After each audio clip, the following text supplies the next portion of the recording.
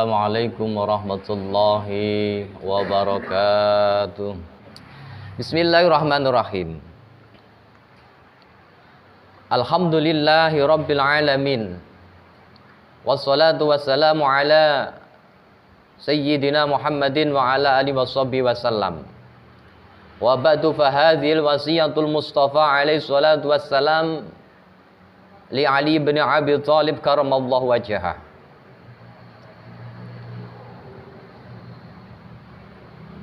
Kitab ini dikarang oleh Asy-Syaikh Abdul Wahhab Asy-Sya'rani. Kiai musannif atau pengarang kitab ini yaitu yang pertama berdoa kepada Allah agar mendapatkan keberkahan dengan mengucapkan Bismillahirrahmanirrahim.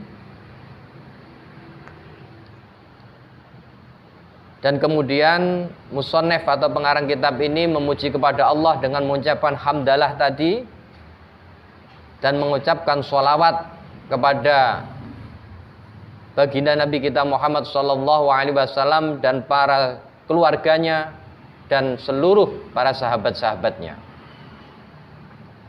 Wa ba'du fa hadhil wasiyatul Mustafa alaihi salatu wassalam. Dan setelah memuji kepada Allah, bersolawat kepada baginda Nabi,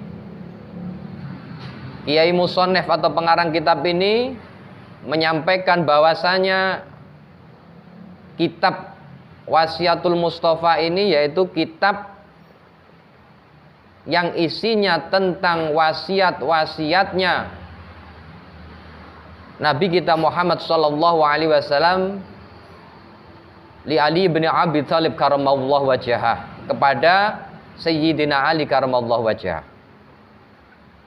Qala da'ani Rasul sallallahu alaihi wasallam fa khalautu ma'hu fi manzilihi. Qala dawuh sapa Sayyidina Ali, da'ani Rasul sallallahu alaihi wasallam fa khalautu ma'hu fi manzilihi. Pada suatu saat Sayyidina Ali itu dipanggil oleh Rasulullah untuk hadir ke kediaman Rasulullah. Jadi Sayyidina Ali dipanggil oleh Rasulullah untuk masuk ke dalam rumahnya Rasulullah. Faqala li ya Ali anta minni bimanzilati Haruna min Musa alaihissalam ghairu annahu la nabiyya ba'di. Jadi Sayyidina Ali dipanggil oleh Rasulullah untuk masuk ke dalam rumahnya Rasulullah. Setelah berduaan, Rasulullah ngendika. Rasulullah berkata kepada Sayyidina Ali, "Hei Ali, anta minni bimangzilati Harun min Musa alaihissalam."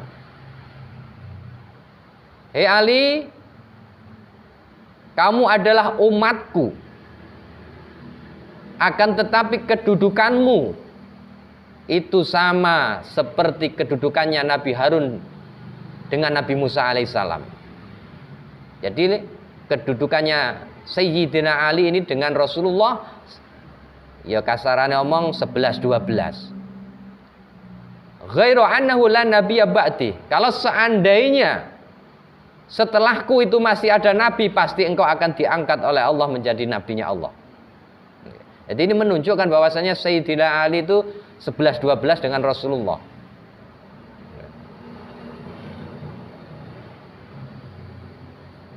Makanya kalau seandainya ada nabi setelah Nabi Muhammad, pasti Sayyidina Ali ini adalah nabi penerusnya Nabi Muhammad. Karena Rasulullah adalah khatamun nabiyyin, yaitu pungkasane para nabi, makanya tidak ada nabi setelah Nabi Muhammad. Bismillahirrahmanirrahim.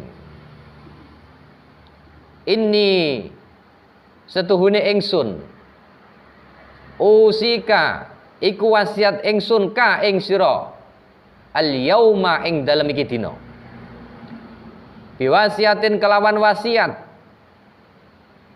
in hafiztaha kang lamun ngreksa sira ha ing wasiat ista hamidan mongko urip sira hamidan khaliden puji wa mutta syahidan lan mati sira syahidan halis syahid wa ba'atsakallahu yaumal qiyamati wa ba'atsakallahu lan nangeake ka ing sira sapa Allahu Gusti Allah yaumal qiyamati ing dalem dina kiamat faqihan hale wong kang ngerti aliman tur wong kang alim. Jadi wasiat pertama yang disampaikan oleh Rasulullah kepada Sayyidina Ali yaitu, "Hei Ali, barang siapa yang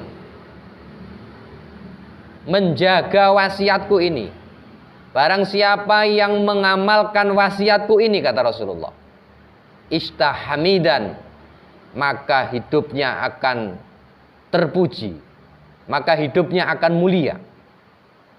Wa mutta syahidan, dan mati dalam keadaan syahid. Wa ba'atsakallahu yaumal qiyamati faqihan aliman." Maka kelak ketika dibangkitkan dari alam kubur, ketika datang hari kiamat,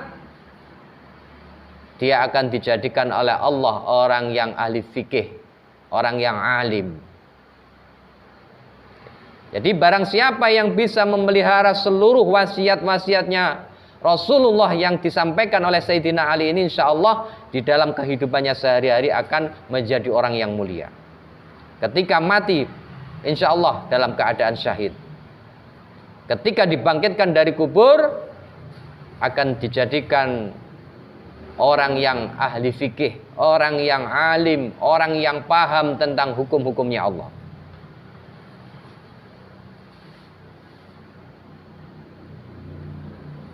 Wasiat berikutnya yaitu, "Ya Ali, oh Ali,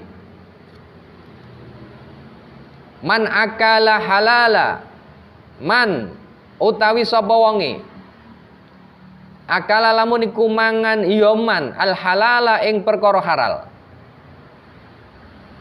sofa dinuhu mongko bening apa agamane wong, waraka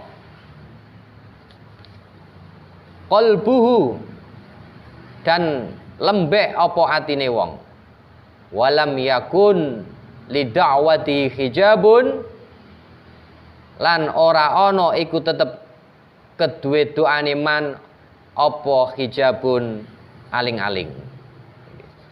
Jadi pesannya Rasulullah kepada Sayyidina Ali diantaranya kata Rasulullah, "Hei Ali, barang siapa yang makan makanan yang halal, maka Allah akan jernihkan di dalam beragama. Waraka qalbuhu, dan Allah akan lembutkan hatinya. Wala yakul li da'watihi hijabun, dan insya Allah doanya tidak akan ditolak oleh Allah Subhanahu wa ta'ala. Jadi orang yang biasa makan makanan yang halal, maka insya Allah orang tersebut akan dijernihkan di dalam beragama. Alias ketika kita ibadah kepada Allah, ketika kita sholat, orang yang biasa makan makanan yang halal, insya Allah bisa menjalankan, bisa ketika kita ibadah kepada Allah itu bisa khusyuk. Makanya para ulama-ulama, para sahabat itu ketika sholat itu bisa manteng, metenteng, tidak ingat kecuali hanya kepada Allah, itu diantaranya karena emang dari segi makanan aja sudah dijaga.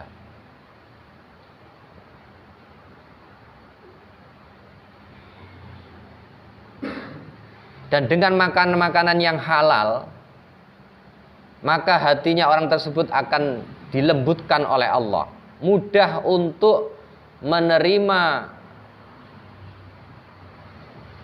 nasihat-nasihat dari orang lain. Jadi yang namanya nasihat itu nggak mesti dari ustadz, dari kiai. Jadi nasihat itu asalkan itu untuk kebaikan, itu namanya nasihat. Walaupun itu yang bicara, kasarannya omong wong ngarit pun, kalau ucapan yang dia sampaikan itu benar, itu nasihat.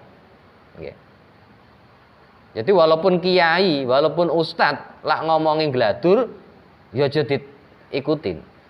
Walaupun itu yang ngomong seorang pemulung pun, seorang pengemis pun, orang yang menurut kita itu orang rendah, kalau yang disampaikan itu baik, maka perlu kita ambil apa yang disampaikan. Makanya ada sebuah kalimat, ungdur mangkola wala tangdur mangkol. Jadi jangan kau lihat siapa yang menyampaikan itu, tapi ambillah, lihatlah apa yang dia sampaikan itu. Jadi kita nggak boleh membeda-bedakan seperti itu.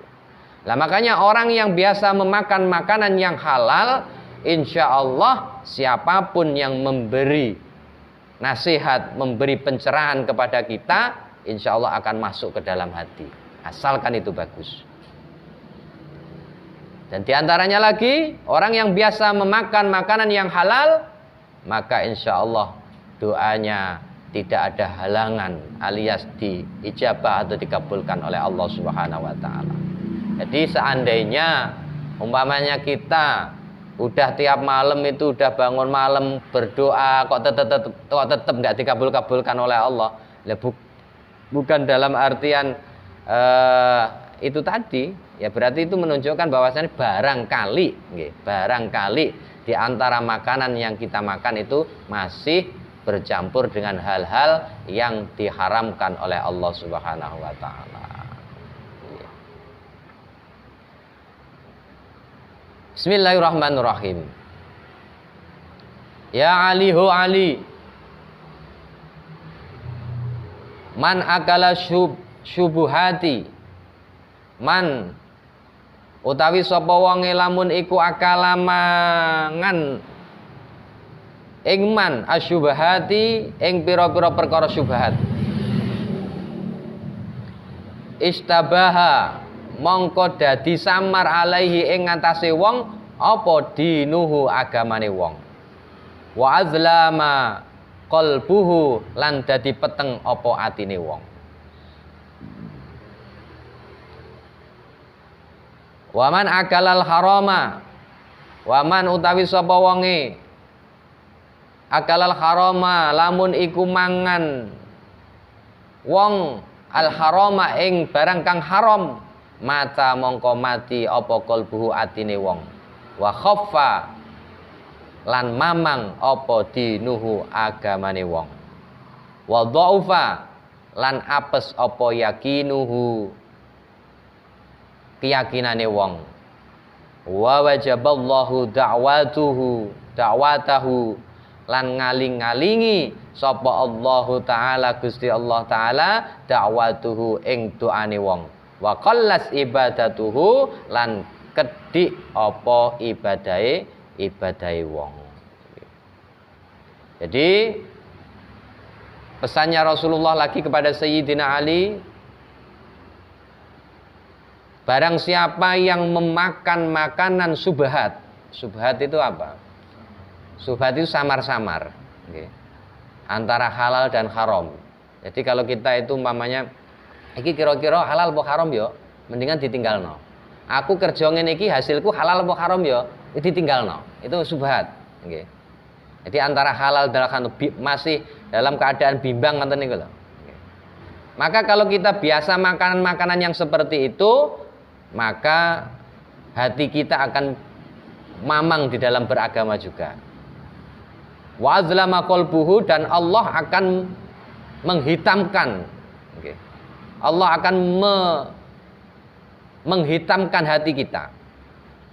Dan keyakinan kita ketika beribadah kepada Allah itu modelnya wis mokoke enggak iso nganteng metenteng.